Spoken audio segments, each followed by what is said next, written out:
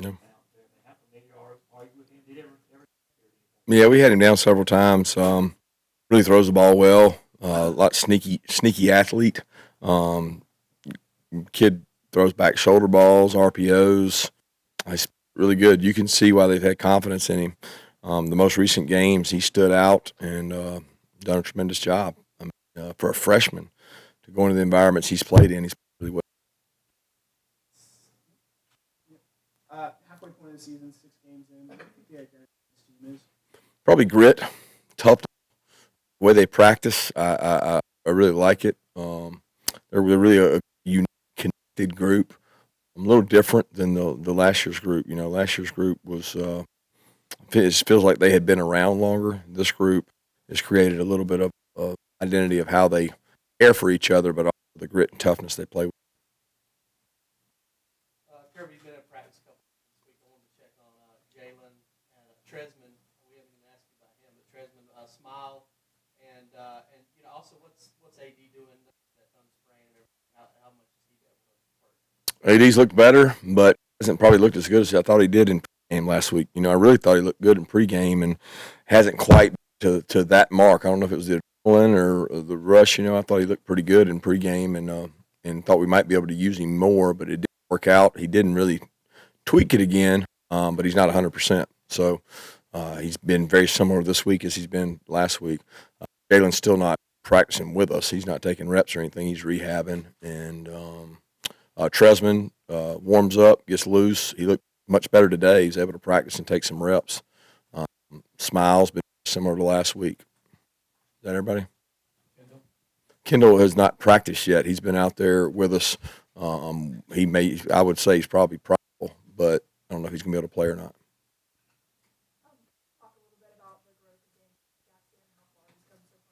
Yeah, Dan's, first of all, he was a talented athlete coming in. Run. He popped up to us when we ran 40s, and he was one of the faster guys. And I didn't know much about our defense, so it took a full season of doing scout work, learning, playing on special teams, and then he started contributing more, and he's created a role for himself. It's a really good special teams player. He's kind of the leader of the punt return unit, and he plays in dime situations, and he gives us a lot of reliability, a lot of leadership, and a lot of players on the team respect Dan. We get to talk to Ryan Davis next. What has he meant for the program over the last couple of years? He's been one of those guys that's been here for a while, kind of waited his turn. What has he meant to the program? Well, he's a core special teams guy. He practices hard. He played behind those other guys last year. If you were a fly on the wall in that room, you just got talent, just oozed. And he was blessed to be with those three guys that left and watch how they worked and practiced. And he was a part of that too. He also had a very significant injury last year that prevented him from being able to contribute in other areas in special teams. And this year he's been able to do that, and he got his opportunity Saturday, and he made the most of it. Hey, Coach, with injuries, what do back-to-back home games mean for recovery? Does that help at all? No travel? Not really. I mean, it means we're not on a bus or a plane for a 2 to 3 hour window, but we treat guys on the plane, we treat guys in transit, we treat guys on the road, we treat guys at home. So I would just say that it's just a little more time they can get treated. They're not traveling. On big recruiting weekend, understand that sometimes with your schedule changes a little bit in terms of how it affects the next game. How do you work ahead since you're meeting with so many players and potential players on Sunday, or how does it change things up when you got so many recruits in on the weekend? I don't really know what you mean. Every home game I have meetings and I have recruiting, right? It's definitely tougher the bigger the game because you attract more, just more sheer numbers. Probably more high-profile players the better the game is, right? So we had a lot of those, but we don't change anything. The amount of time we have is the amount of time we have. So we have meetings Friday night, meeting Saturday morning. We have meetings Saturday in the meeting Saturday night. We have meetings Sunday morning, and then we have meetings Sunday afternoon, eve. So it's constant. I mean, we try to meet with every we possibly can. Kids, giving out their numbers anymore could be that type of deal. what number they have you seen that over the years? How numbers mean something to kids? What does 16 mean to you? I didn't know anything about 16. That's what they gave me, so I didn't have a lot of. I didn't go in and complain about it. I can promise you that.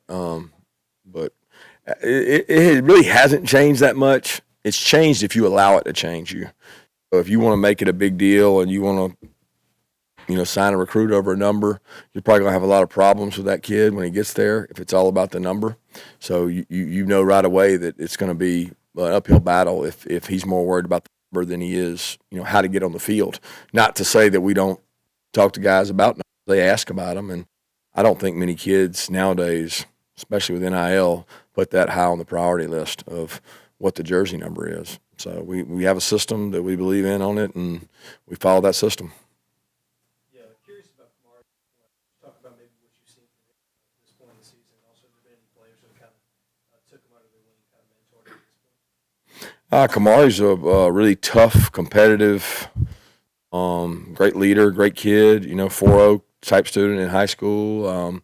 We recruited him for a long time. We knew his high school coach as well. He came over and camped, sent videos to us during COVID. Just respect for the way he competes and carries himself. He's got a tremendous family, Georgia background. He's played good. He could probably tell you himself he's got a lot of areas he can improve in, but he's a good football player. He tackles well. He's smart. He listens. Proud of what he's done for our team. A little bit of a personal question, but you were talking about your schedule and everything. When you get into the grind of the season, week to week, what do you do to kind of take care of yourself? Do you have anything? Are you a runner? Are you yoga? Do you have any kind of routine you do to try to protect No, I have a routine of the week. Sunday, Monday, Tuesday is pretty intense for our coach's schedule. Wednesday is a little better. We go home after practice, so you get to see your family. I like to say we catch up on Wednesday, Thursday, take a deep breath, and then get ready for Friday, Saturday. I'm not a lot of time I have in the day to do other things. I should exercise more. I don't. I like to eat. That doesn't couple well with not exercising, but spend time with the players and what little time I have, spend time with my family. I'm assuming you get a good exercise on the field. I see you running Not as much as I should. Not as much as I should. I mean, I find myself yelling for the players to run, and I'm walking. I used to run a lot more, but legs are weary. Kirby, how would you assess the development of your young wide receivers, and what are some of the challenges of things? Challenges are opportunities. Something about playing receiver that you really need to do it in a game to get the utmost confidence. And Dylan's probably got a little bit of that. Denylin, he's played more than most freshmen, but still not a lot. C.J. Smith's really come along well, but hadn't had a ton of opportunities. Those guys are getting a lot of reps and getting better in practice, but it's hard to gain the confidence and experience you need, and you get live game reps, and those guys have not a ton. They've got, Oscar's gotten some, so I'm very pleased with that class of guys. It's the first wide receiver class that we can say across the board, man, they got some good players in it. They're just not like there right now. They just there's a couple in front of them too. I noticed enough snaps for Oscar on there. What is sort of him to earn that opportunity? Well, it's not that he didn't earn it before. I mean, he was probably ready and prepared prior to. We had a little bit of a 13 package, and the 13 package opened him up to be able to play, which is, the 3 tight ends. So he was in there and he played, and we look each week at how to play different personnel groupings, and we thought it was an opportunity to take advantage of. Sometimes it has to do with depth at other positions that allow us to do that. So, jumping back to Kamari a bit, since becoming a starter, we've seen every now and then you have those missed coverages. Obviously, you're learning. What's kind of your message to him in those scenarios to kind of keep his composure? Yeah, he's not one to miss coverages, so I don't want to put you said that, not me. I didn't say he missed coverages because I don't think Kamari misses many coverages. He might get beat, but there's a big difference in a missed coverage and a one-on-one, when you play football and you play out on that island, you guys don't notice when a D tackle gets blocked. They get blocked every play. You get noticed when a corner doesn't make a play or maybe gets beat, but he understands that. He knows that every day at practice he's on an island, and you live on that lonely place, and you have to play the next play, because if it's going to take your confidence to get beat once, you won't last long at DB. Kirby, with Kamari and the stuff that went out there about him and Jamon on the sideline of Missouri, how do you find a balance between players delivering a message to other players, coaches being the ones that deliver that message? There's no balance. It's great when players deliver messages and talk to guys, as long as they do it the right way and they do it for the right reason. He was frustrated that he came out of coverage in a scramble, and really, in a lot of ways, Kamari wasn't wrong. He was the forced player. He was the flat player. So it's one of those deals that he should have plastered and stayed on him. He didn't. A mistake.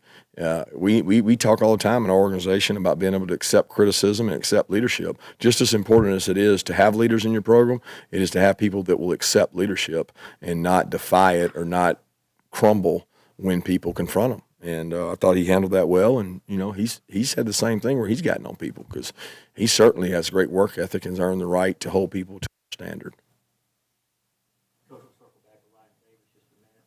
It seems like him and Trey have been dealing with something that they've really been on campus. Can you just kind of just talk about that journey a little bit? I mean, how tough has that part of it been for him and his coaches? And I'm sure teammates have been encouraging and stuff, but what's it been like to make it back from all these obstacles and come back to where he is now? It shows resiliency. I mean, he talked all offseason about, he stands in front of the team and talks about what he's been through and how tough it's been, and you keep plugging away. And, I can still remember when he came in my office the COVID year and said, "Coach, I'm gonna sit this thing out." And I said, "No, you're not. You're staying with it. You're gonna stick it out. You're gonna keep playing. You're gonna keep practicing." And he was ready to just shut it down. And so glad that he did, because he's become a better person. Number one thing Ryan's done is, he came in and there was times he would slack academically and maybe not do what he was supposed to do. And every academic report and getting on for the most part has been good with him, and he's grown up. You see these guys as coaches as a freshman and sophomore, and you think, man, is this guy gonna make it? And the next thing you know, their third or fourth year, it hits them. So many players I can remember in the organization. Riley Ridley is one that sticks out. It's just like they changed and they realized it's much easier just to do it on the front end. And he's done that, and he's also done that with a lot of injuries. Football's a tough sport. I mean, you guys in this room played it, but it's physical and it's hard, and you're always healthy, and it makes you question what you believe in sometimes. And I think he's been through that, and he's come out on the good side of it. Kirby, I mean, you have absolutely no interest in the favorite, but if someone would have told you that that Georgia is the national champion favorite way point of the season after losing what you lost to Portland in the NFL, would you believe that would have been possible? I wouldn't have cared. I mean, because I don't trust the source, so I really don't care. I don't